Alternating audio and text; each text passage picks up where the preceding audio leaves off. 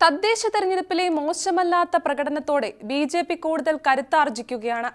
തലസ്ഥാന നഗരിയുടെ മേയർ സ്ഥാനം കൂടി സ്വന്തമാക്കിയതോടെ പ്രധാനമന്ത്രിയുടെ പോലും അഭിനന്ദനം ഏറ്റുവാങ്ങിയിരിക്കുകയാണ് കേരളത്തിലെ എൻ.ഡി.എ മുന്നണി.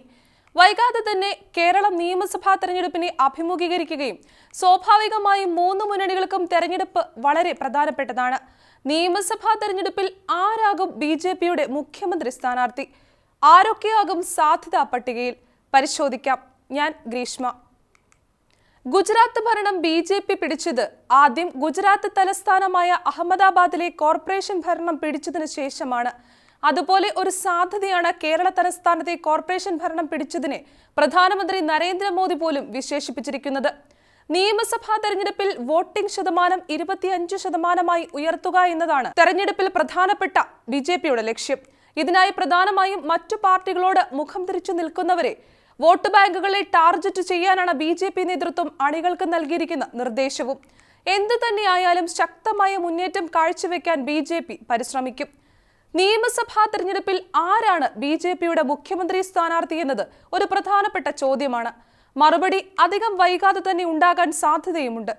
2019 മുതൽ 2024 വരെ കേന്ദ്ര വിദേശകാര്യ പാർലമെന്ററി കാര്യ വകുപ്പ് സഹമന്ത്രിയായിരുന്ന കണ്ണൂർ ജില്ലയിൽ നിന്നുള്ള മുതിർന്ന ബി.ജെ.പി. നേതാവ് വി മുരളീധരൻ ഒരുപക്ഷെ ബി.ജെ.പിയുടെ മുഖ്യമന്ത്രി സ്ഥാനാർത്ഥിയാകാൻ സാധ്യതയുള്ള ഒരു മുഖമാണ്. 2018 മുതൽ 2024 വരെ മഹാരാഷ്ട്രയിൽ നിന്നുള്ള രാജ്യസഭാ അംഗമായും 2010 മുതൽ 2015 വരെ കേരള ബി.ജെ.പിയുടെ സംസ്ഥാന അധ്യക്ഷനായും വി മുരളീധരൻ പ്രവർത്തിച്ചിട്ടുണ്ട്. 2024 രാജ്യസഭാ കാലാവധി പൂർത്തിയായതിനെ തുടർന്ന് സംഘടനാ രംഗത്ത് സജീവമായ മുരളീധരൻ നിലവിൽ ബി.ജെ.പിയുടെ വടക്ക് കിഴക്കൻ സംസ്ഥാനങ്ങളുടെ ചുമതലയുള്ള സഹപ്രഭാരിയായി തുടരുന്നു. മറ്റൊരു സാധ്യത നിലവിലെ ബി.ജെ.പി. സംസ്ഥാന അധ്യക്ഷൻ രാജീവ് ചന്ദ്രശേഖരനാണ്. സംസ്ഥാന അധ്യക്ഷനായി രാജീവ് ചന്ദ്രശേഖർ ചുമതലയേറ്റതിനു ശേഷം വലിയ മുന്നേറ്റമാണ് പാർട്ടിക്ക് ഉണ്ടായിട്ടുള്ളത്. 2006 ഏപ്രിൽ മുതൽ 2018 ഏപ്രിൽ വരെ കർണാടകയെ പ്രതിനിധീകരിച്ച് രാജ്യസഭയിൽ സ്വതന്ത്ര അംഗമായിരുന്നു രാജീവ് ചന്ദ്രശേഖർ. 2018 ഏപ്രിലിൽ ബി.ജെ.പി. അംഗം എന്ന നിലയിൽ മൂന്നാമത്തെ 6 വർഷത്തെ കാലാവധിയിൽ കർണാടകയിൽ നിന്ന് അദ്ദേഹം രാജ്യസഭയിലേക്ക് വീണ്ടും തെരഞ്ഞെടുക്കപ്പെട്ടു. ജൂലൈയിൽ നടന്ന മന്ത്രിസഭാ പുനഃസംഘടനയെ തുടർന്ന് രണ്ടാം മോദി മന്ത്രിസഭയിൽ ചന്ദ്രശേഖർ സഹമന്ത്രിയായി. ഇലക്ട്രോണിക്സ് ഇൻഫർമേഷൻ ടെക്നോളജി മന്ത്രാലയം, നൈപുണ്യ വികസന സംരംഭകത്വ മന്ത്രാലയം, ജലശക്തി മന്ത്രാലയം എന്നിവയുടെ സഹമന്ത്രിയായിരുന്നു അദ്ദേഹം. നേരത്തെ അദ്ദേഹം ബി.ജെ.പിയുടെ ദേശീയ വക്താവായിരുന്നു. 2024 കേരളത്തിലെ ലോക്സഭാ തെരഞ്ഞെടുപ്പിൽ തിരുവനന്തപുരം നിയോജക മണ്ഡലത്തിൽ നിന്നുള്ള ബി.ജെ.പി. സ്ഥാനാർത്ഥിയായി അദ്ദേഹത്തെ പ്രഖ്യാപിച്ചു. അന്നത്തെ എം.പി. ശശി തരൂരിനോട് 16,077 വോട്ടുകൾക്ക് അദ്ദേഹം പരാജയപ്പെട്ടു. എന്നാൽ പരാജയത്തിലും വലിയ തോതിലുള്ള മുന്നേറ്റമാണ് ബി.ജെ.പിക്ക് അവിടെ ഉണ്ടായത്. എ.ഐ.സി.സി. പ്രവർത്തക സമിതി അംഗം തിരുവനന്തപുരവും എം.പിയുമായ ശശി തരൂരിനെ ബി.ജെ.പി. നോട്ടമിട്ടിട്ട് കാലം കുറെയായി. പിന്നെയുള്ള ഒരു സാധ്യതയെന്ന് പറയുന്നത് ശശി തരൂരാണ്. തരൂർ കോൺഗ്രസിൽ നിന്നും പുറത്തു വരുന്നതും നോക്കിയിരിക്കുകയാണെന്നതാണ് വാസ്തവം. തരൂർ കോൺഗ്രസിൽ നിന്നും പുറത്തു പോകുമോ എന്നത് കോൺഗ്രസ് തരൂരിനെ പരിഗണിക്കുന്നത് പോലെ ഇരിക്കാനാണ് സാധ്യത. പരിഗണിക്കാത്ത പക്ഷം തരൂർ പുറത്തു പോയേക്കും. തുടർച്ചയായി കോൺഗ്രസിനെ പ്രതിസന്ധിയിലാക്കുന്ന പ്രതികരണങ്ങൾ ശശി തരൂർ നടത്തുന്നതും ഇതുകൊണ്ടാകാം.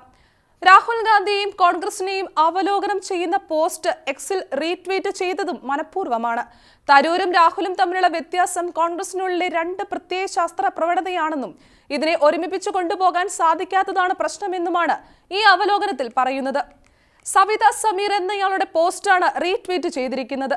തരൂരിന്റെ ഈ നടപടി കോൺഗ്രസ് നേതാക്കന്മാരെ പ്രകോപിപ്പിച്ചിട്ടുണ്ട്.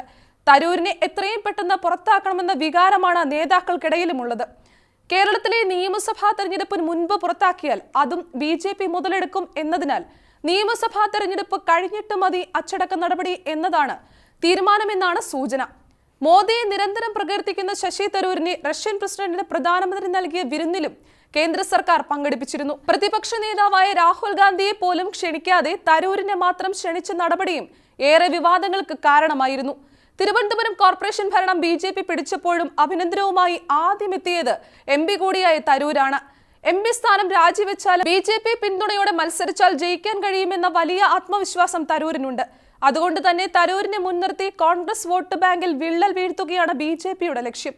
തരൂർ എം.പി. സ്ഥാനം രാജിവെച്ചു വന്നാൽ അദ്ദേഹത്തെ മുഖ്യമന്ത്രി സ്ഥാനാർത്ഥിയാക്കാൻ ബി.ജെ.പി. തയ്യാറാകും.